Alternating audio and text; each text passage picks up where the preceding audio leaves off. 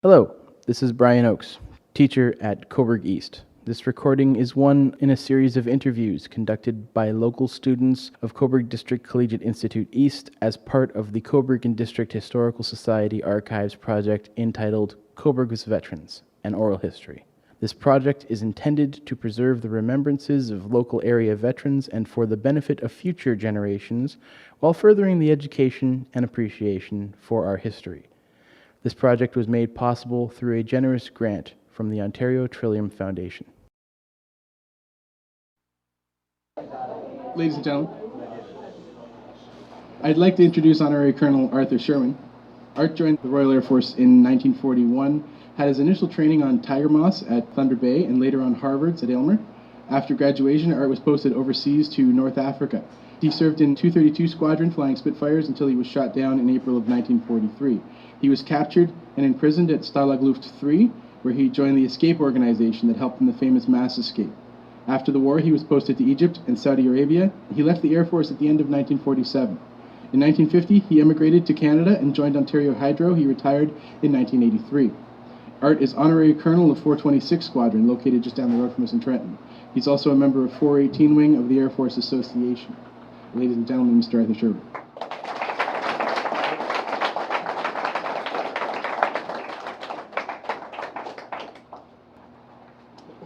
Thank you very much. What I'm going to talk to you about today took place 66 years ago during World War II, and it deals with Air Force prisoners of war in Germany. More specifically, I will be concentrating on the so-called Great Escape, which on its 60th anniversary in 2004 renewed interest in this event. Today, even after we remove the Hollywood glitz, we have an interesting story of what can be achieved even in captivity. I was a prisoner of war in Germany for just over 2 years and was part of the escape organization at Stalag Luft III, which was a camp solely for Air Force officers.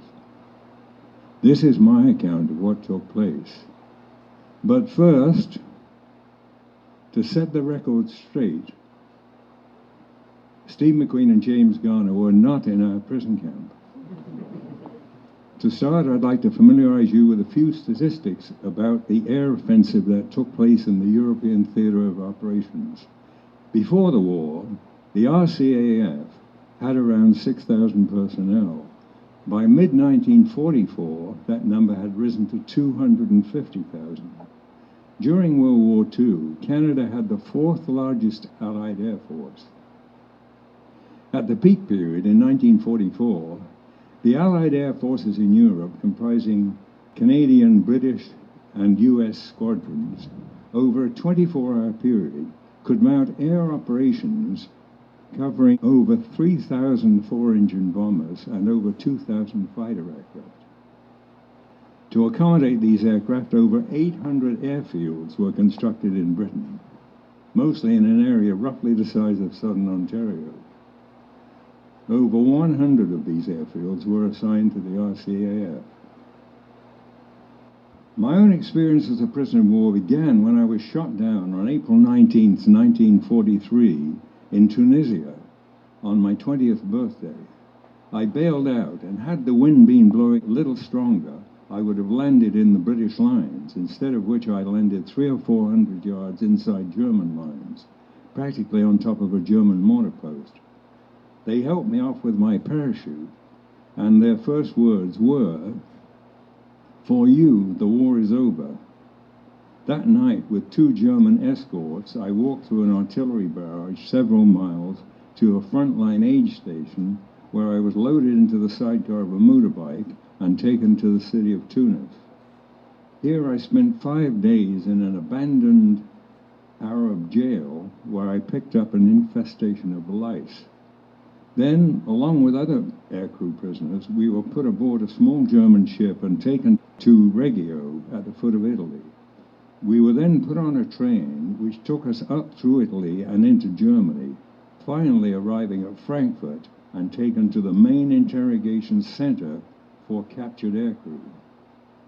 In Hollywood movies at that point, the Germans, in order to get information, would have plied us with wine and women to make us talk.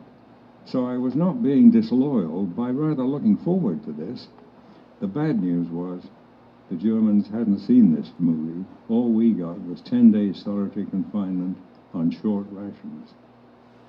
Then onto the main officer aircrew POW camp at Sargen, Silesia, about 100 miles southeast of Berlin, the famous Stalag Luft 3. The camp ultimately grew to hold about 10,000 aircrew POWs, though at the time I arrived it held less than 2,000. The nationality makeup was Canadian, British, American, Australian, South African, in fact, Air Force officers from all Allied nations except Russia. The average age of these POWs was 22. The camp itself, which was run by the Luftwaffe, covered around 60 acres with 5 miles of perimeter fencing and comprised 4 compounds, 2 of which were for U.S. flyers. My talk will cover the North Compound, from which the Great Escape tunnels were dug. On arrival, we were assigned a room which held 7 or 8 other prisoners. Living with a group of men in a relatively small room often created impossible conflicts of personality. Therefore, provision was made you could change rooms. I changed rooms 3 times. I could never figure out who was incompatible, them or me. I soon learned about the escape organization in the camp, headed by squadron leader Roger Bushell. I decided to join and was briefed on the main project underway, which I would be helping along with hundreds of others already assigned to specific jobs. These tasks included tailoring to convert uniforms to civilian clothes, artists to produce forged travel documents for escaping travelers by train, people with mining experience to do the actual digging of tunnels, and security people to keep track of any Germans who entered the camp. And, most difficult job, getting rid of yellow sand excavated from the tunnel. It is estimated that we removed a total of 150 cubic meters, or 200 tons of sand. No matter what speciality or craft we needed, there were always a few people in the camp who had experience or knowledge in the particular area of need. For instance, our radio, on which we receive BBC News every day, which gave us up-to-date information on the progress on all war fronts, was made from pieces of bribed tame guards who brought it in exchange for cigarettes and chocolate. The Germans knew we had a radio, but were never able to find it. Occasionally, over a cup of coffee, they would quietly ask us how the war was going. They were starting to disbelieve what was in their own newspapers. The main escape project at that time was the simultaneous construction of 3 tunnels nicknamed Tom, Dick, and Harry. Each tunnel would be started from a different hut, and each entrance would be entirely different from the other 2. Also, each tunnel would go in a different direction to cross the boundary fence. The other feature that made these tunnels unique was that they were to be dug to a depth of 30 feet. The reason for this was to avoid the microphones buried 8 feet down all around the perimeter fence. The tunnels also would not be collapsed by heavy trucks driving across them, which the Germans did from time to time. The trouble with digging tunnels in sand, of course, is that they have to be shorn up with wood every foot of the way. Where did we get the wood from? Bed boards. All our beds had 12 or so 1x6 boards held up with a couple of 2x4s. In all, 4,000 bed boards were borrowed, if you can call it that, from our beds by the escape organization. We also went into the rafters of the huts to decide how much wood could be removed without the hut falling down. And also, when we wanted wire cutters, we were able to replace steel bars 3 feet long with wooden bars made to look like steel from 5 feet away. The job I was assigned was dispersal of sand. In all, there were about 50 of us on this task, Sand was dug out from the face of the tunnel and loaded in a box on a trolley which ran on tracks in the tunnel and put on large metal jugs at the end and hauled up 30 feet to the surface, where the sand was transferred to cotton bags which were joined by a strap. As each penguin, as they were called, came through, the strap was hung around the back of his neck, and 2 bags of sand slid down, one in each trouser leg. Both pockets in the trousers had been ripped open so they could slide your hand in, and when you reach the dispersal area while walking around the compound, pull the split pins on the bottom of the bags and gradually let the sand fall to the ground. Since there were a great number of people walking the track at that time, the sand quickly got ground into the surface dirt. You can imagine how long, using this method, it would take to get rid of 200 tons. By the way, we were called penguins because of the way we walked when loaded up with 2 10-pound bags inside our trouser legs.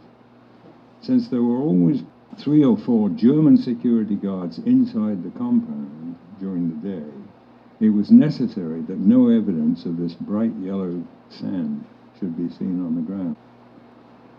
We had about a dozen fluent German speakers in the camp, and their job individually was to gradually work up a relationship with a particular security guard so that we could try to get information on things such as which huts would be searched the next day. A cup of coffee and a chocolate bar worked wonders. As work progressed on all 3 tunnels through the summer of 1943, the Germans became more certain that a tunnel job was underway, not really from any evidence, but through instinct, knowing how we operated. They started to spring surprise searches of the huts, which rather slowed us down, as we didn't always know which huts were to be involved. Finally, they decided on the most likely direction a tunnel might take from one of 3 huts. They dug a trench a foot wide and about 5 feet deep along the fence facing these huts, and then used a 6-foot-long metal probe to detect the tunnel. Of course, we knew they'd need a probe 20 feet longer than that to reach our tunnel. They gave up in the end, but then concentrated on searching the suspect huts. They picked Hut 123, from which we were tunneling, searched all day, and had given up when a pick they had been using got caught in the concrete slab cover of the tunnel entrance. That was the end of Tom. The Germans were ecstatic, smiles all around, pats on the back to their work crews. They were amazed, of course, at the depth of the tunnel and the fact that we were well beyond the fence. We were instructed by the senior Allied officer to walk around with long faces for a couple of weeks to convince the Germans that they had discovered our one and only tunnel. Harry was the next tunnel we intended to break out of. Harry was longer than the other 2, being 335 feet. But for that very reason, the Germans might rationalize it would not be in the direction we would choose. By the way, the senior Allied officer in the camp at that time was Group Captain Larry Ray from Belleville. So, for the remainder of 1943, we worked hard to get the tunnel completed by early 1944. In the meantime, other isolated escape attempts were carried out, the most ingenious being how we got 26 men out of the camp just by walking out. We selected 2 fluent German-speaking POWs. Then we converted 2 Air Force uniforms to look exactly like German non-com uniforms. Then we made pistols and holsters from wood and leather. The final effect was that unless you looked very closely, you couldn't tell our fake from the real thing.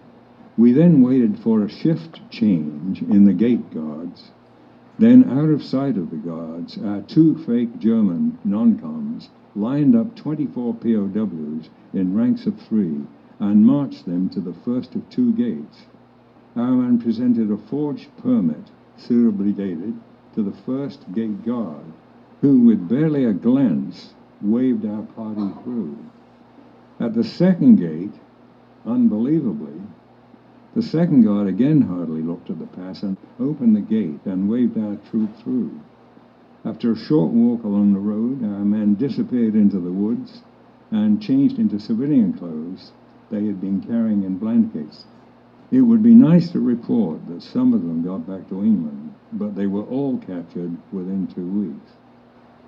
Work on Harry continued relentlessly into the new year, but in February 1944, the Germans, for no reason, directed their attention to huts 103, 104, and 105, and the number of surprise searches increased. The entrance to Harry was hut 104. At the end of February, the Germans made their move. On morning roll call, they took 19 POWs, many who were key members of the tunneling team, and moved them to another camp 5 miles away. Work went on, and the tunnel was ready by late March. A date of March 24th was set for the actual break. For the last few days before then, there was great activity on our part. For those escapers who would be traveling on trains, it was necessary to prepare dated travel documents and work permits.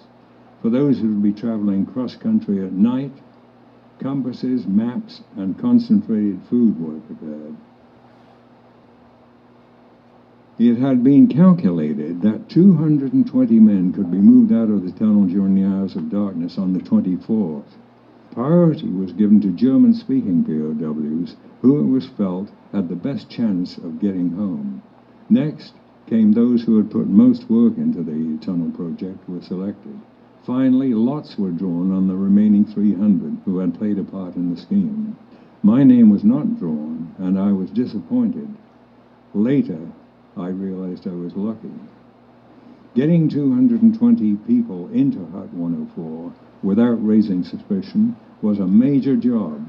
There were also a number of other problems which delayed the breaking open of the tunnel at the far end. Finally, an hour late, at 10 p.m., those in the tunnel felt a draft of cold, fresh air, which meant they had broken through. But it was 15 feet short of the woods where we expected to be. There was no way of sealing the tunnel and digging another 15 feet, so we went ahead and started the exit of escapers.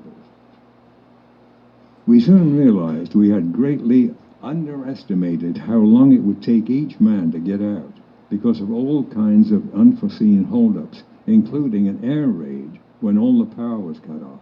I should mention that we had installed electric lighting in the tunnel using 800 feet of electrical cable we had stolen from a contractor working in the camp. Working in complete darkness, 30 feet underground, fat lamps were lit, and the exodus continued. Dawn was breaking when the 76th man left the tunnel. Then, unpredictably, a guard who always patrolled on the other side of the road decided to come over to the tunnel side. He nearly fell into the hole, and that was the end of that. All hell broke loose then, of course. The camp was flooded with soldiers. I awoke to the sound of machine gun fire. POWs in the tunnel were trying to make it back to their own huts.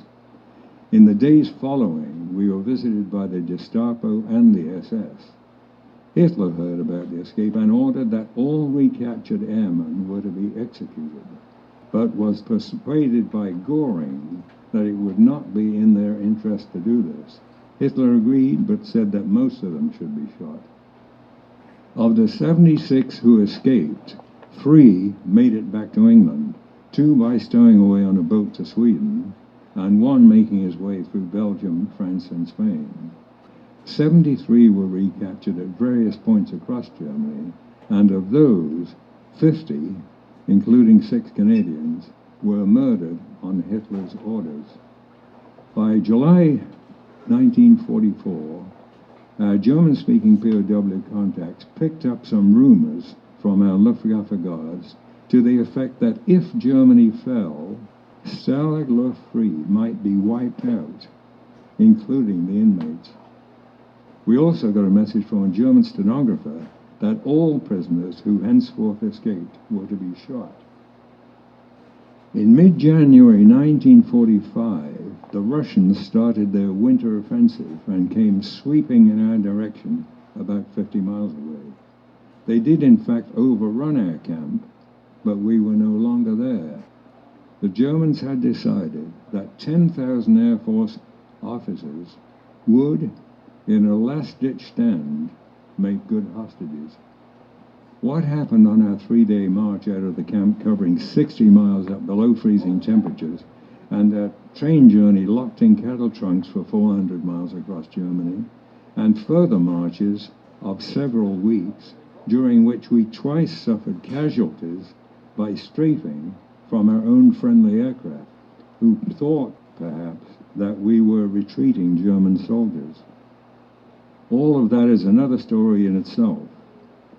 We thought any further dangers would not arise, but on waking up that morning, we discovered that our Luftwaffe guards had disappeared and been replaced by a group of tough German army men who had formed a ring of machine guns around the field in which we had slept.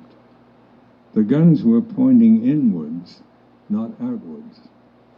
Our senior officer walked over to the officer in charge to find out what was going on. A fairly long conversation took place, the content of which we did not know until the next day.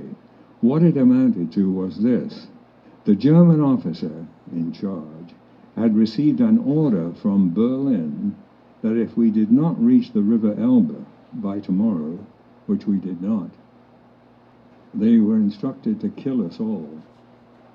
Our senior officer must have told him in no uncertain terms what their future would be if they carried this out. Our good fortune was that we were dealing with a normal army officer and not the Gestapo and SS. We awoke next morning to find that all the German troops had disappeared. Now to the happy ending. British troops arrived, and within 3 days we were airlifted to Britain using captured German airfields. On arrival, we were met by a welcoming party, after which we were sent to a reception unit where we were interrogated, given medical exam, fitted out with a new uniform, given a month's leave, a railway pass, and a pile of money, and then we were free to travel. Of course, if they hadn't released us then, we'd probably have dug a tunnel and got out anyway. And that is the end of my story.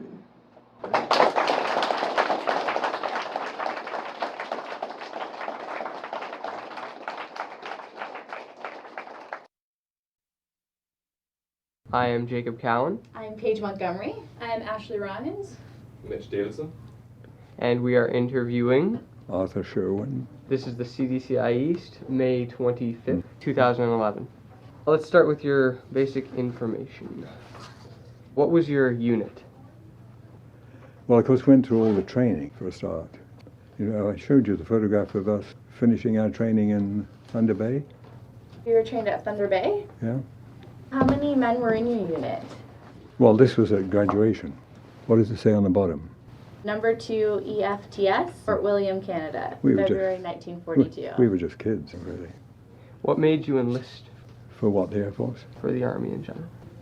Air Force was good. And, of course, the losses were scandalous in the end. But we all have to try these things. My brother was navigator on Halifax's, and they had to do a night exercise over Britain. But they carry no lights, the aircraft during World War II, and also there were no lights on the ground either. And that one he was in smashed into another one doing the same thing. And they were all killed. Where were you living at the time you enlisted? Kenilworth. That's a big castle there. It's quite famous, in the center of Britain. What can you tell me about your boot camp experience? Well, we were all gung-ho. We were young people. I enlisted at 16, although it was supposed to be 17. I didn't get kicked out for 25 minutes. So I went back at 17. Once you were a flyer, or they had agreed that yes, you can take flying, they would decide where to do this. Generally speaking, they didn't do it in Britain. They either sent us to Canada, or others they sent to the US. They did a lot of training for Britain. How long did training take?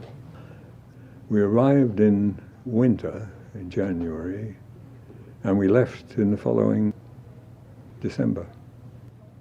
And they piled us on a boat at Halifax, and we went in convoy, and 24 hours out of Halifax, a fog came in, and you couldn't even see your hand. And I was just lying in a bed sort of thing, when suddenly there was the biggest crash you ever heard of in your life. Our boat had crashed into an American small boat, and it had sunk. And we had a hole in the front you could drive a bus through. They all scattered and left us then. And then we stumbled back to Halifax. Then they kept us until the convoy reached England. What do you think they did then? Put you on another boat? No, they put us on a train. Where was that train heading? New York City. New York City? We got on the Queen Mary. 3 days, breeze. Then we did final training, you see, in Britain that covered probably 6 or 9 months with operational training. And then you were posted to a particular squadron, wherever it might be. I happened to be posted to North Africa. That was a lot of fun, interesting. How long did you fight in North Africa for? 2 or 3 months, And then you were captured? yes. Then taken up to Germany. They liked Air Force officers. They had some clout if they were trying to do a trade. And so you were captured after you were shot down? Oh yes, as I was shot down. They helped me off with my parachute. Yeah. Can you tell us about the trip up to Germany? Actually, it was quite good. I enjoyed that. We went to Reggio, and then we went by train, just as if you pay money to go by train, all the way up Italy and all across Munich, and ended up at a place called Frankfurt. They had a special area there where they treated Air Force people, particularly, because they wanted information. They wanted to know what squadron you were with and so on. They eventually gave up on you, and you'd been saying you didn't know a thing 2 weeks. They would move on. Of course, there were some pretty terrible things, too. When people bailed out of aircraft, particularly in Bomber Command, they would be burned as well, you see. There'd be a burst of flame come out of the plane. And often they were sent directly back to Britain by the Germans, and we had a reciprocal arrangement with them, too. We used to make wine. Actually, it was an oak tub this long and about that wide and about that deep. We were supposed to bathe in it, but we made wine in it. Made wine instead. It was good stuff, too. The trouble is, we were 8 of us in the room. We got a gallon of wine each. It was rather difficult later on. But as well, we missed theater, and the US guys missed their musical too. So we persuaded the Germans that we would like to build a theater, and we promised, we signed things, that we wouldn't use any of the tools for digging tunnels. They would be only for making the... And it was a beautiful theater we built, hold 200 people. And people say, well, who on earth would you get to play? But they don't understand that. Well, this was so with the Air Force anyway. We had at least 12 people in that camp who played in London, England, as actors, you see, first-rate actors. And in fact, our plays got so good, the German officers came over one day and they said, would you mind if we brought our wives over to see these plays? So we said, sure, go ahead. Of course, they didn't know that if you were in the 3rd row back and 10 in, that was the slide we had to get into the new tunnel underneath the theater. I did some digging under that theater, too. Right under their noses. So they'd be sitting watching first-rate theater, and we'd be underneath there, gently putting in. You should come with the jukebox. That was the first thing the American prisoners built in this thing was a jukebox, full size. And a friend of mine sent me a record, and it was a good record too. But although I never got a chance of playing it, I'd arrived, and I just opened the thing, and the door opened, and an American came in. He said, "We'd like to take that and play it on the thing," so I gave it to him. I hadn't got a player anyway. How did you stay in touch with your family while you were in the camp? Well, you were able, of course this was reciprocal from Germans tied up in Canada or Britain, and we sent letters every couple of weeks. So your family knew where you were and Oh that yeah, you were captured? sure, absolutely. So you being away was a tough toll on the rest of your family? Right. The problem was with the German organization, when he first took over, Hitler, he did a lot of good work, built all the highways and all this stuff, and it was a big improvement, and the German people thought this was great. But when he started to kill people and invade countries like Poland and murdering all the Jews and everything else, they wanted to protest, but there's no way they could do it. That is the problem. So I was about to ask what all the patches and badges are. Well, it's a silkworm. Do you know what you make with silk? Parachutes. Parachutes, yeah. And the company that makes these, in fact, they're not making them now, but this got lost, and they sent this to me a few months ago. So if you've been taken down with a parachute, then you get one of these. Silkworm. Yeah, right. And what about your other ones? The one on top of your name, your distinction, is that it? You seen this stuff? Yes. Those are just decorations. You just. Yeah. And that's for honorary colonel. And one of these is for Squadron 426. When you were imprisoned, how many tunnels did you guys end up making in total to try and escape? You mean discarding the ones we were making then, you mean? Or do you just mean the three? There was just three main Tom, ones? Dick, and Yeah. Harry. There was a fourth, actually, George, out of the theatre. But it wasn't intended to use that as an escaping.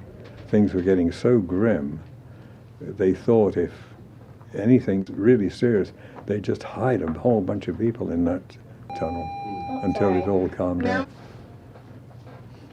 Of course, you learn a great deal, an enormous amount. You can imagine being confined with 10,000 people, and these people had a great deal to say, and they were brilliant, many of them, Did you tell them that you're trying to escape? Oh yeah, once I got out. Actually, because my body was full of lice, they organized a trip next door to where they put you through showers and all that stuff and put your clothes in a huge thing that heats it to the point where it'll kill off anything. And on the way back, I had a deal with a couple of guys. I said, well, what we want to do is stretch it out as we come back. So it was quite long, actually, and the two guards were right at the tips. I was in the middle, so I just ran into the woods. And he saw me, of course. He made a curse, I'm sure he did. He was going to get knocked around the ears, too, for letting it happen. But I was out for 6 hours, I think it was. Finally, dogs caught me. But the dogs didn't bother us too much. We used to feed them, and they liked us better than they... Like the Germans. And then they gave me 2 weeks in solitary confinement.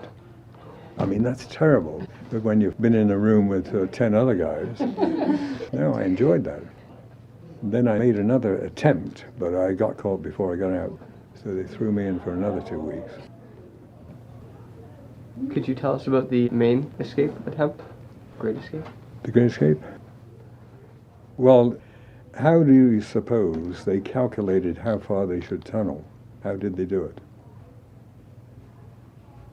Triangular. You know what triangular is? Well, we knew one length because we could measure it inside the camp.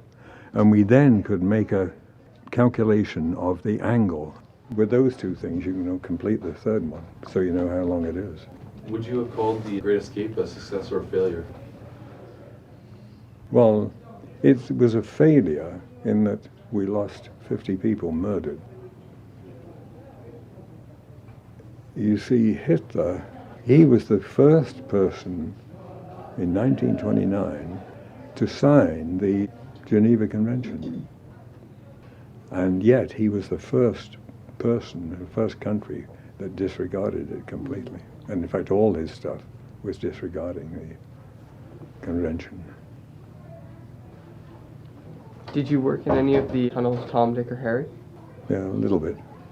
Hauling up sand. Once some guy dropped this can we had, and there was some poor guy at the bottom of the 30 feet ladder, conked him on the head. Didn't do too much damage, though, apparently. In the tunnel, don't forget, it was nearly 300 feet long. But we had to put air conditioning in there, you see. That was essential. That's why we built all these Klim cans. You ever heard of Klim? Powdered milk. We used to get regularly tons of this stuff. And we used to take the can and unsolder one end and then fit another one in. And this went the whole length of the tunnel, 300 feet. And then we put it on a pump in the room we'd built at the bottom of the ladder. And his job was to pump air. So you guys had created not only air conditioning down there, but you guys installed the lights so that you could see throughout the tunnel. Yeah.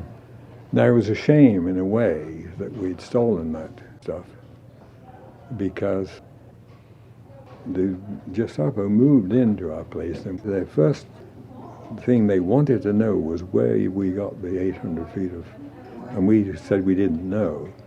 But they searched, and anyone with electrical equipment, and they found this one man who was the man, actually, and they killed him. Of course, this is the trouble, too. In the last year, or perhaps a little less, anything went. There were no holds barred at all. And the 50 that were murdered, the fellows then went out and put a monument up for them. Yeah, we built the monument with the approval of the senior officer. And where is it?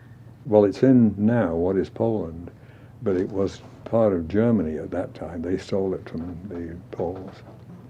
And it's still named Sargon anyway. So if you're ever in Poland, you should go and visit. And how many were Canadians? 6. 6 of the 50. Yeah. Do you recall the day that you were set free?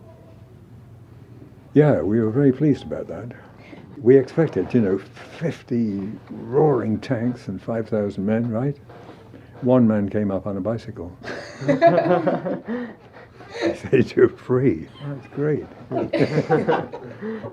Of course, they'd taken over all the territory, but we hadn't seen it. And they were signing the certificate in the tent with the Germans.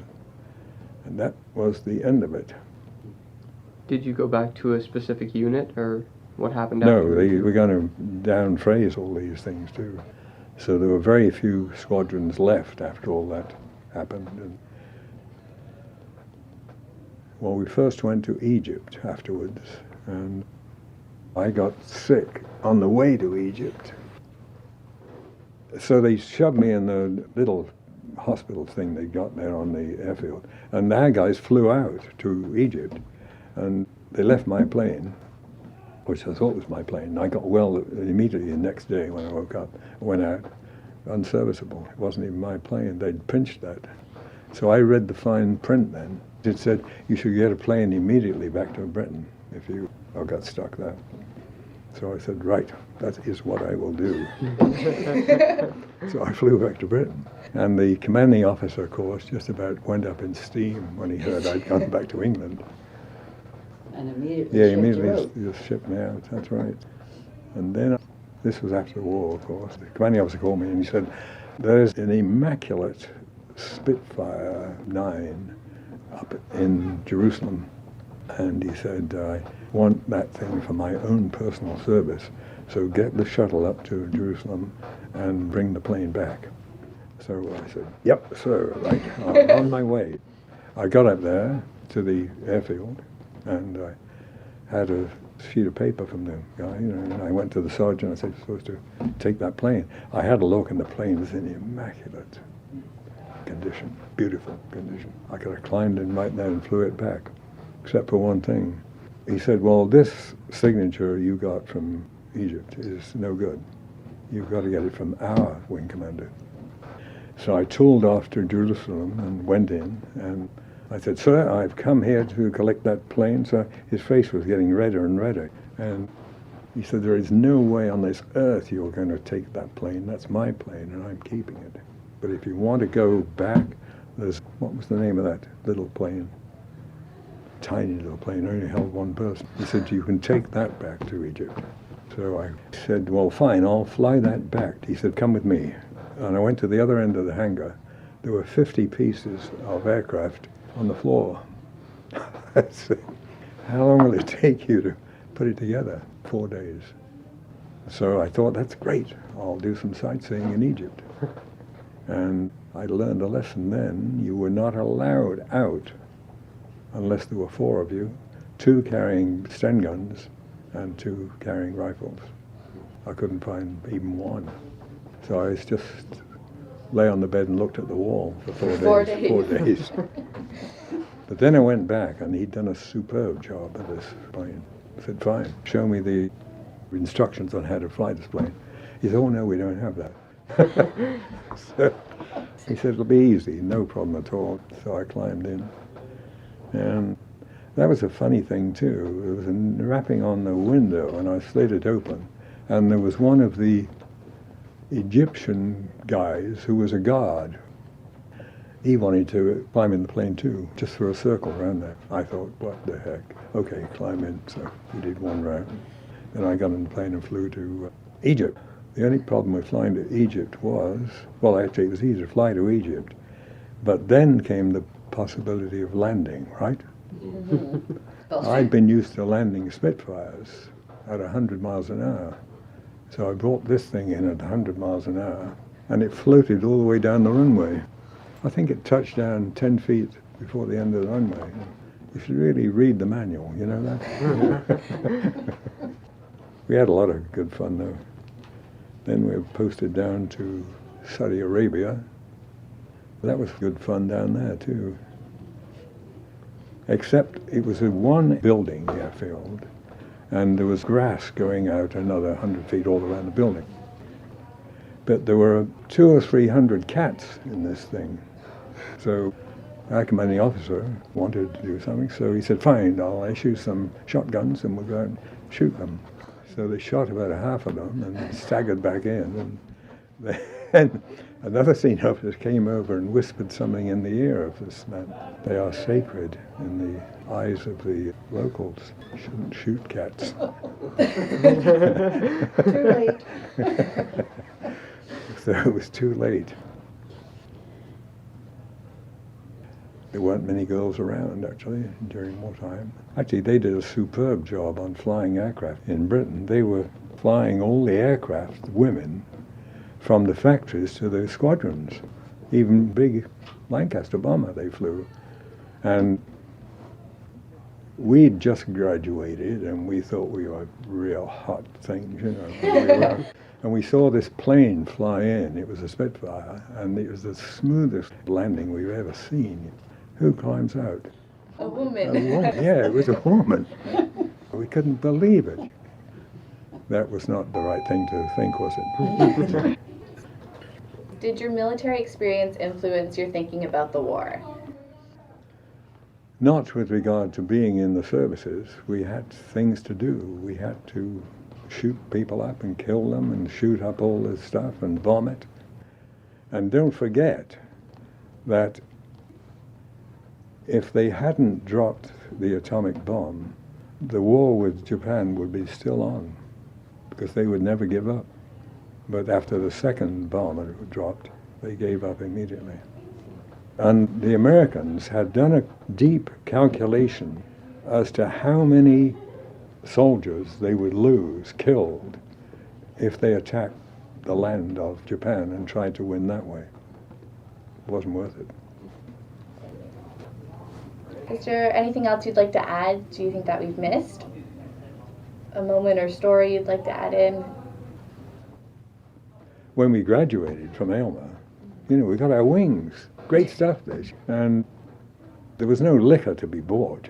And yet the sergeant who was in charge of us went to some shack, I don't know where it was, knocked on the door 4 times and bought 4 or 5 bottles of this stuff and put it on the table, and we were supposed to drink it. We hadn't touched any liquor.